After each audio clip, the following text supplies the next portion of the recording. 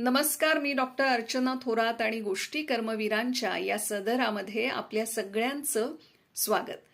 मागच्या गोष्टीत मी तुम्हाला कर्मवीर अण्णा आणि महर्षी विठ्ठल रामजी शिंदे यांच्यामध्ये असणाऱ्या ऋणानुबंधाबद्दल सांगितलेलं आहे. आणखी एका व्यक्तीनं कर्मवीर अण्णांच्या मनावर गारूड घातलेलं होतं. ती व्यक्ती म्हणजेच संत गाडगे महाराज. डेबूजी जानोरकर हे संत गाडगे महाराजांचं मूळ नाव. त्यांच्या वडिलांचं दारूच्या व्यसनामुळे निधन झालेलं होतं.